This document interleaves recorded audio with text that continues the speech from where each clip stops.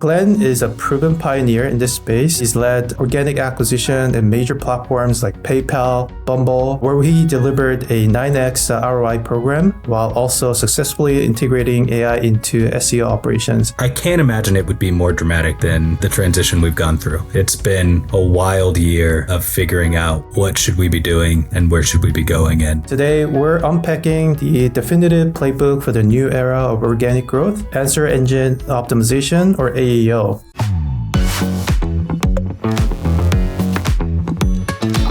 Welcome to AI Marketing Pioneers, where we bring you the insights from the leading minds in AI marketing. Today, we're unpacking the definitive playbook for the new era of organic growth, answer engine optimization, or AEO. Today, we're joined by the amazing Glen McMurray, who's the director of GEO, AEO, SEO at Upwork, to talk about how to win in this new era. Glen is a proven pioneer in this space. I've known him for a while, and he's awesome. He's led organic acquisition in major platforms like PayPal, Bumble, where he delivered a 9x ROI program while also successfully integrating AI into SEO operations.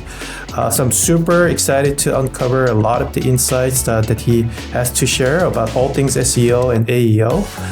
So get ready to learn the exact reputation and metrics strategies he's using to reinvent growth for AI-driven search. He's here to share the exact playbook Upwork's using to reinvent its growth strategy. Without further ado, join me in welcoming Glen. And Glen, really awesome to have you here.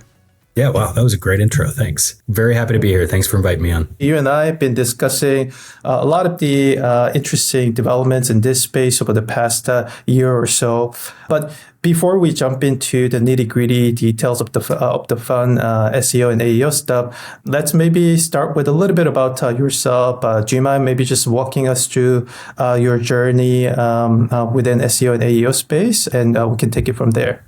Sure. Yeah. I started in SEO about 15 years ago. I started agency side over in London. I was over there for 6 years. Eventually, PayPal became my biggest client, and then they pulled me over to lead a transition for them from marketing into product. When PayPal, Bumble, I led App Store optimization and SEO there as well. And then I joined Upwork about a year ago. So in March of 24, Upwork's SEO traffic took a nosedive, as did many people's. They had people working on SEO, really strong crew, but they didn't have a leader with a strategic vision for how to lead them out of it. So when I joined, we were still trying to figure out, like, is this old world coming back? What can we do to get it back? We took a look, we did a bunch of audits and insights and then figured out, like, it's not coming back, and what can we do to change our strategy? So I've been leading this transition for us for all of this calendar year. We've got like I said, a great team in place and a really solid strategy, and I'm really, really happy with our results so far. Cool. Awesome. Speaking of Upwork, you guys have been through a major transformation in leading a lot of the efforts in AEO over the past year or so really quickly.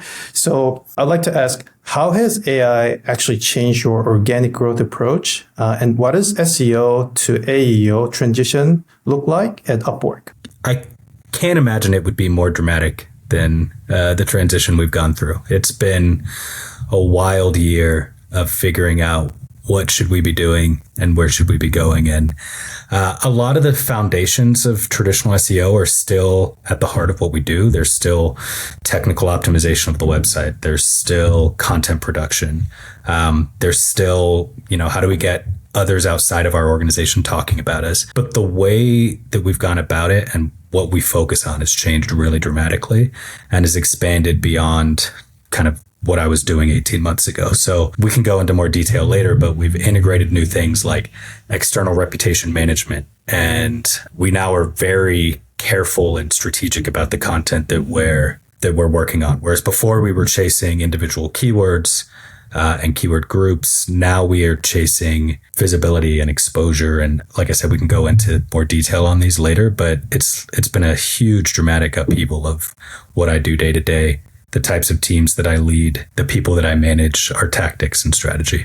Got it. Yeah, that totally makes sense. And in terms of the actual transition, maybe beginning with the actual KPIs that you're using to measure AEO success, how are you defining success for AEO in general? And what are some of the metrics that you're beginning to track and monitor for AEO? Yeah.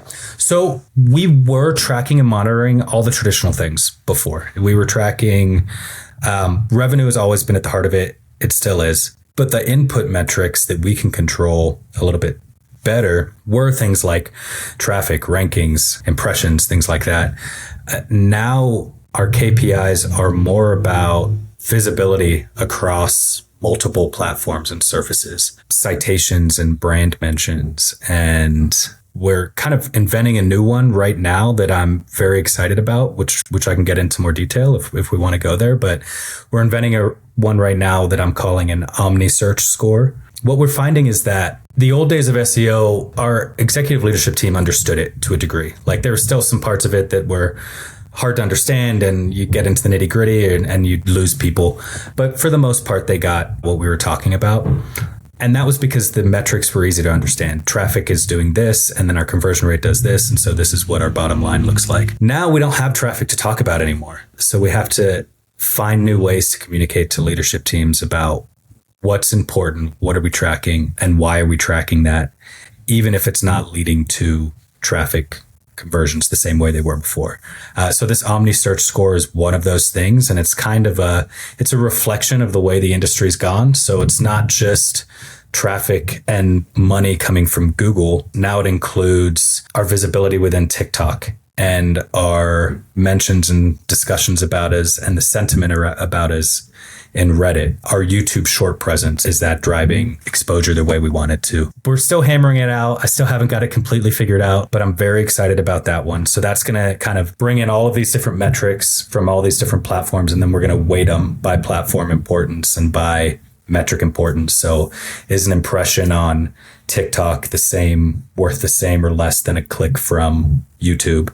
And then we're going to track that over all of this next year and see what happens. So that's a new one that we're tracking, and that's going to be alongside some of the old established ones like our traffic to reg rate and our revenue numbers and our sign up numbers. And then the other big one that's kind of wrapped up in that Omni-Search number, but also we're going to report separately, is LLM visibility and share of voice. And within that, we're also wrapping in AI overviews from Google. And so that's of the places and the conversations that are being had about that we should be included in. Are we included there? Are we being mentioned or referenced? And then of those, are we being linked to and cited from those? So those are fun ones. We don't talk about traffic. We don't talk about rankings. We talk a little bit about traffic from LLMs just because it's interesting, but it's been so volatile over the past year that it's hard to put solid KPIs around. It's a huge shift from what we're used to. Oh, that's really interesting. I mean, especially the sort of traditional mindset for any SEO teams and leadership reporting itself is, how much traffic are you actually bringing from organic SEO? But it's pretty amazing that you're taking a look at the sort of a more holistic, sort of a omni-channel view and the visibility comprehensive. So that's really interesting. What's the sort of a biggest mindset shift in that case that marketers really need when moving from the traditional SEO metrics to AEO metrics, and how has the transition been received across the broader organization? Because it's not really easy to get that fully accepted at a complex and very well matrixed organizations. So I'm curious how the transition has been going. Well, the mindset is wrapped up in, the KPIs are wrapped up in the mindset shift. The mindset shift is, as you just said, we've gone from a very lower funnel, SEO has always been throughout the whole funnel, but what we've measured has always been lower funnel. We've gone from a very lower funnel direct action channel to this weird hybrid of that plus branding and reputation. And the mindset shift used to be traffic in, signups out, traffic in, revenue out. The mindset shift now is we really need to be present in all of these conversations, but we're not going to drive that traffic the way that we were before, no matter what we do. But the traffic we are getting, we want it to have more intent. We're seeing things like conversion rates from our new traffic sources are much higher than our traditional sources. So that's an easy point to anchor on. But the harder and more obscure point is like, communicating upwards, why it's important for us to stand up a Reddit forum. It's important because that's where a lot of our brand perception is made, and our brand, and that's being pulled into LLMs and AI overviews as truth and gospel that people are reading when they're doing their research. So we have to have a presence there. Our activity there is not going to directly result in traffic or conversion. The mindset shift has really been like, is this a channel that is exclusively lower funnel anymore? And it's not. We have to think about this holistically as brand reputation, brand visibility, and brand sentiment, and then drive that down to what then does it translate into as far as traffic and conversions go, and where does that come from, and how do we track it? How's it been received at a leadership level? I think we've done a really good job of telling the story. I just think it's a really hard story to tell. We always talk about SEO as a black box and it's hard for people to understand, but it's been around for 25 years plus now. Like, people, I think, at least have grasped the gist of it. They're really smart. They really understand nuance. And so they're hanging with us, and they're working through the problems with us. But it's one of like repetition and constant explaining and requires a lot of patience and understanding. So it's been received enough that we've been given the space and the resources to change this channel the way it needs to be changed. But we're still getting pressure on things that we rightfully should be getting pressure on. We used to get a bunch of traffic. We don't anymore. We used to get conversions from certain places, and we don't anymore. But overall, it's been good. The storytelling piece, I think, is, my team they have a lot of responsibilities and very focused jobs. And my part of that is really the storytelling upwards. What big part of that for me is the storytelling upwards. And so a lot of that's on me to communicate what this change is and what we're doing to adapt to it. Yeah, that's awesome. And I think how you're thinking about the sort of new set of metrics and new way to measure success for AEO in general, and how you actually surface that across different teams. I think that's a really good tip for SEO and AEO leaders in this space, especially with a really strong brand reputation and legacy as well. Maybe coming back to the AEO specifically, I'm curious to hear what are some of the practical steps that Upwork has been taking for AEO success in general, and particularly maybe beginning with reputation building. You mentioned how you were thinking about Reddit as a channel, but also beyond that, like what are some of the practical steps that you guys are taking for AEO success in general? We've really focused in on, from a reputation point of view, we've really focused in on two very specific things. One is we've noticed through our own data and our own tracking, but also throughout the industry and reading various reports, that places that are known for third-party reviews are being pulled into these new AI search services at an inordinate amount. So one of the first things I did was spin up an effort to really change the perception of our ratings and reviews on sites like G2, Trustpilot, etc. And that's meant establishing new relationships with these vendors and upgrading our accounts to different models so that we can leverage the tools and whatnot that they have inside. And it's meant a lot of cross-functional work with teams that SEO has not traditionally worked with. So I've worked really closely with our lifecycle marketing team to try to figure out how can we segment and our existing talent and freelance talent and our client pool, and then figure out the right triggers to send them emails when we think that they're most likely to leave us a good review, and then send them over to G2 if they're clients, or to Trustpilot if they're not. It's meant working with our customer service team, who I, again, have, and previously would have never had much contact with. It's meant working with our customer service team to flag to them the biggest bugs that are being complained about on these reputation and review platforms, and try to get fixes to them. To help our customers out from that side, so that when we do prompt them, they've had a better experience than they did previously. So that's one major lever we're pulling. And that's been a big effort to stand up, to the point where I've we've spun out a whole new team just to manage that. So we're kind of doubling down and putting a lot of resource against that. The other side of this is the platform that is easily identifiable is Reddit. Reddit gets pulled in so much more than everybody else. It's wild. And so we've started to play in the Reddit world, which is wild. And it's been a lot of testing and learning. You know, we've found some brands models of this that we really liked. I think Sonos has done a fantastic job. They're kind of the poster child for this over the years. And so we've really tried to model like, let's go into Reddit, let's listen for a while and not dive in too fast. Let's create profiles and build karma with real people who are answering real questions when we do jump in. We're not spending all of our time in the Upwork forums. We're kind of across Reddit in channels that relate to us. That's leading to some pretty interesting things. Again, where we're working with teams that we haven't worked with before, actively fixing bugs with our product teams that are being really amplified through the LLMs via Reddit. And we've had some really cool successes of our users are complaining loudly here about this part of this process. Can we fix it? Yes, we go fix it. And then we can go back into Reddit.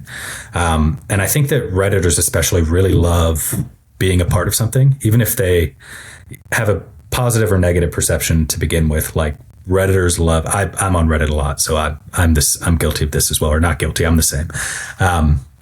Redditors love like a peek behind the curtain. And so it's a really cool place to be able to bring that to our users. And so those are the two main places we're doubling down. We're also thinking about things like our Wikipedia page hasn't been updated in a long time. It's got really outdated information. How do we get new information up there that abides by Wikipedia's guidelines and isn't so salesy and isn't like projecting us as something that we're not? And there's a few other channels in there, but those are kind of the main ones.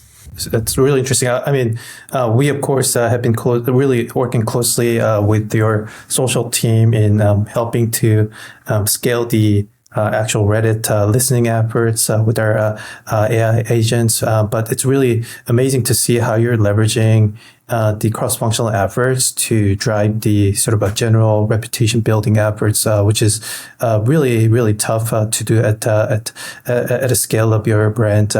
But that's awesome. In terms of the actual citation and mentions inside LLMs, how should marketers think about this in general? I mean, it's not something that you can actively control in a short time period, but how are you thinking about the actual mentions and citations coming from LLMs, and like is there like a general mental model that you've been using to approach this? Yes and no.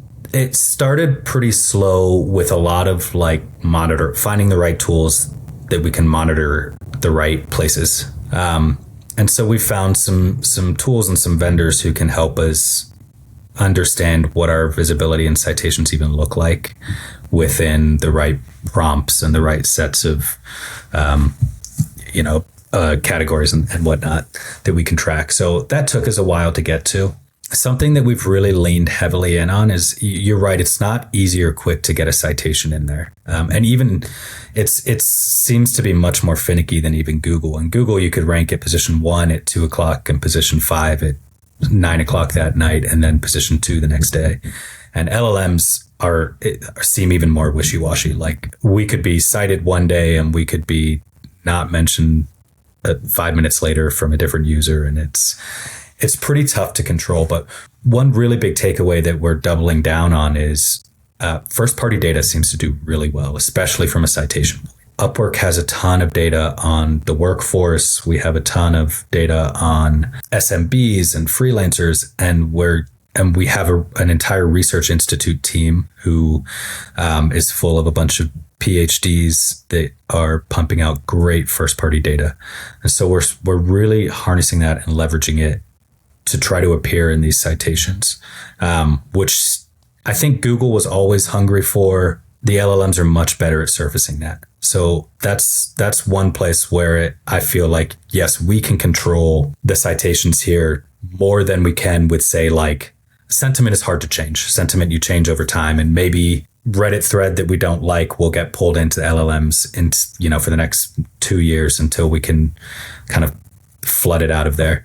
But things like first party data, these models are pulling in almost instantaneously when we publish something. So that's one big tactic that we're really working on. And we were already doing that. Our company was already good at publishing that. And now we're working closer with those teams of like, okay, how do we structure this content when we release it? How do we structure it not just for users, but how can we structure it for LLMs later on to pull it in and manipulate it the way they want to manipulate it as well? There's a lot that we're doing with first party data and citations, and other than that, how do we think about them? We've identified the topics that we think we should be cited in, and we've identified the sources that are being referenced, and then the sources are being cited. And we're just trying to get our names into those ones. And sometimes that's easy. Sometimes it's a YouTube short that we can publish a really quick FAQ to. And sometimes it's hard. Sometimes it's like a Forbes article that's citing something really specific about a competitor. But we're working with a lot of different teams, our press team, our comms team, our reputation teams to try to figure out the best places that we want to put our name into.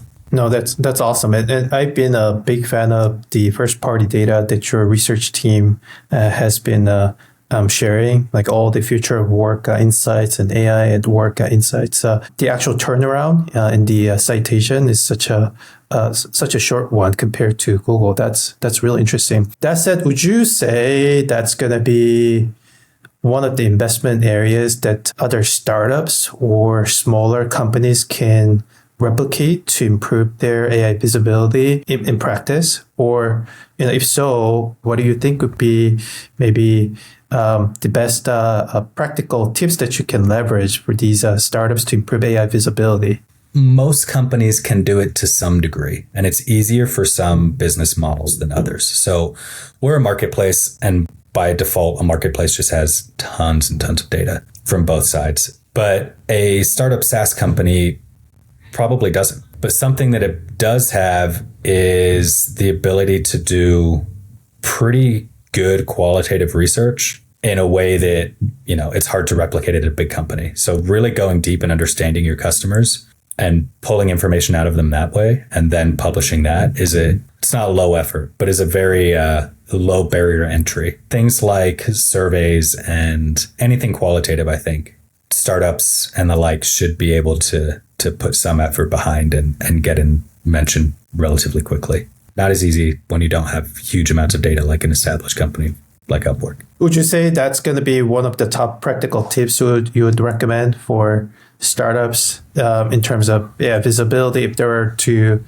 really go serious with the AEO efforts in maybe 3 months to 6 months? I think that one is up there, but it's behind things like concentrate on your content and the fundamentals and the structure of your content, and make sure that your website is structured in a way that LLMs understand. Like, I think that those two are probably more important. We can have the best qualitative research about 20 of our best customers, but if we don't have a good place to publish it that isn't easily accessible, it's going to be a little bit worthless. So I think that there are some foundations that should be worked on first. The first party data part is really good. But I also think that there's other little growth hacky things that can be done along the way. And so I think figuring out what those are, we've tested a bunch of them, and some of them work, some of them don't. I know that you're testing some, and some of them are probably working, some of them aren't. I can't think of any off the top of my head that I can share right now, but I think there's lots of little growth hacky tips along the way that are probably lower effort than a big qualitative study. Yeah, I mean, literally just right before this podcast, we were talking about one of the interesting growth hacks in AEO, and we're actually actively testing out a bunch of interesting tactics and techniques in improving AEO. But it's really awesome to see how industry leaders are actually testing out a bunch of different things and ways to improve AI visibility, because, I mean, given that the field itself is so nascent right now. One thing I'm curious also here a little bit more, your perspective is, all the SEO experts and leaders out there, or even marketers, marketing leaders out there, that are actually trying to adapt to this new reality of AEO, what are some common mistakes that you're seeing that they're making? And what are some advice that you have for them? There's two things that I think of here. One is not understanding the type of content that the LLMs want and like, and not understanding within that content what's important to LLMs. So what I mean by that is we've already talked about how LLMs like first-party data. They really like opinions, and they like contrarian opinions, as does Google traditionally like contrarian opinions. I think not coming back to that content quickly enough is a pretty big mistake. So we're finding that the rate at which you refresh your content really it has a really big impact on your visibility. And so there's some websites like ours that have decades of content that are up. And we can't go refresh all of that. So we really need to not prioritizing the content that's already working and keeping on top of that, I think is a mistake. So identifying your top, whatever it is, 5, 10, 20% of articles, blogs, product pages, category pages, and keeping those up to date with a really regular cadence. We try to update our top, 150, 200 pages, articles, specifically long form content once a year, but we tier that within that. So some of that's being updated every 3 months, some of it's being updated every 6 months. And we have a really specific calendar of what's important to us and when it needs to be updated and refreshed. So I think that's one thing. And then another one that it's a really delicate balance. And I think that we're doing an okay job at it at Upwork so far, is balancing effort for short-term gains. And by that, I mean, having done SEO for a long time, I'm a pretty big proponent of you do things that work until they don't. Sometimes a long time ago, that meant you submitted a bunch of press releases to PR Newswire, even though you weren't a good author, and they got published, and then you got a bunch of links back. And then that didn't work after a while. And then we did widgets that links back to our website, and then that didn't work after a while. So I have no problem with doing that, but you only have so much resource. And I think there's some obvious things that are happening right now in AEO that are this is going to work for 3 months or 6 months or maybe a year. And if it's low effort, great, go for it. But if it seems like a lot of effort, maybe take a beat and focus instead on things that are going to be long lasting, like your, the technical aspects of your site or structured data or whatever it might be. So I think really kind of ruthlessly prioritizing, looking at a tactic that you see on LinkedIn or comes through a new blog article or whatever, and thinking to yourself, is that going to be a 2-hour project, or is that going to be a 2-month project? And if it's a 2-month project, that's fine. But is that 2 months project going to be not have any impact in a year or 2 years? Or is it not going to have any impact in 10 years? Or is it going to still be impactful for forever? So I think really ruthlessly prioritizing your effort versus impact. And I've fallen victim to this as well. This is a very shiny object right now, and I just want to try everything and see what works. But there are some tactics out there that's that's going to, as soon as OpenAI has a minute to clean up their results, they're going to crack down on this thing or that thing. And so those are probably the two biggest ones I would call out.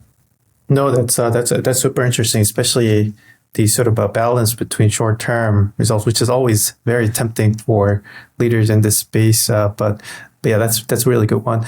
Another question I had was, what maybe 1 or 2 non-traditional channels the companies should really bet on for AEO and AI visibility in general today? Do you have a sense of which channel that's going to be? I've got 2.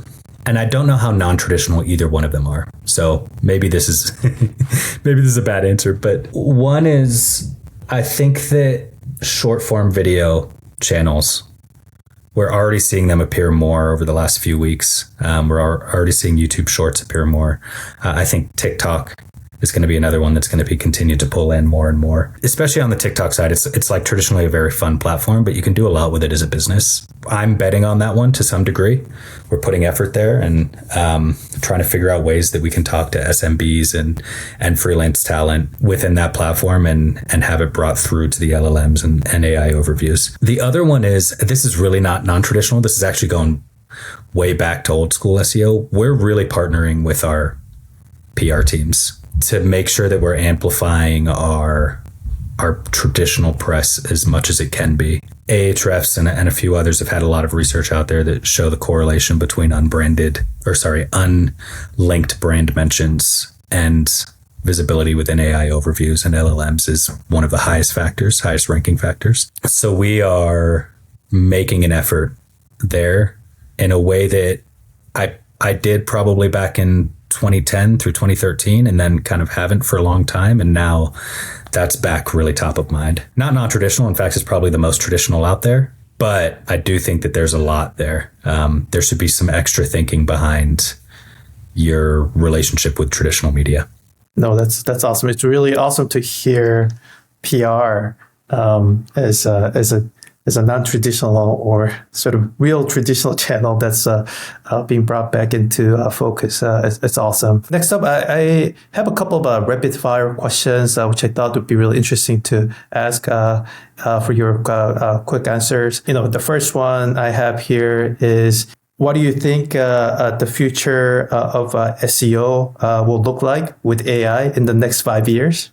You don't have to answer if you think that's just too big of a question. But no, that's a fun one. Yeah. I think in the next 5 years, my position is going to look a lot more like an integrated marketing position or a brand, somebody who owns brand marketing. It's going to be really still focused on website, but it's going to be so cross-channel and cross-functional that it's going to look radically different than what it does right now. Oh, that's fascinating. And I think I can totally see how that will actually play out with everything that you just mentioned around reputation management and the new channels that you need to manage. That totally makes sense. The second one I had was, what is your biggest personal takeaway as you led the entire transition and transformation from the SEO focus to AEO focus strategy and mindset at Upwork over the past year or so? I think my biggest personal takeaway has been, this isn't really a takeaway. It's more of my feeling of this over the past year is that this is fun again. I've been in this channel for so long and it kind of got a little monotonous. And for the first time in a long time, I found this super interesting and kind of some fun joy here of learning other channels and learning other tactics than I'm used to. So that's not exactly your question, but that's been my biggest takeaway. Cool. No, that totally makes sense. Maybe final follow-up question to that is, what's your best advice in keeping up to date with the latest in AEO and latest in AI and SEO? Do you have any, sources of new info or secret tricks that you use to keep up to date? Yeah, I use a trend monitor that you guys built that I follow closely. That's a really good one. It's a great one. It's a great one. Other than that, I think my biggest source has been secondary or tertiary connections on LinkedIn. I found a lot of good expert voices on there that I have not traditionally followed. I read all of the articles and I read the newsletters. I think Kevin Indig has a wonderful newsletter. He's a SEO industry expert, but really the LinkedIn posts have been the biggest source of tried and true data and have given me the most action things that we can go try. And then the other thing is go and try things. Because LLMs seem like they're faster than Google. I was just talking today in a meeting about how we need longer lead times for traditional SEO and we need 3 to 6 months, blah, blah, blah, blah. But on the LLM side, it's not the same. Like I can implement something today and I can probably see if it changes things or not in a week. So go out and try things and see what works. No, that's awesome. And that's a great tip. Great having you on the podcast. And thanks again for spending time with us and sharing all the awesome insights in your personal journey. That's it for today. Thank you, everyone. All right. Thanks a lot. Thanks for tuning in to AI Marketing Pioneers. Don't forget to follow the show and leave us a review. Stay tuned for the next episode where we bring you insights from the leading minds in AI marketing.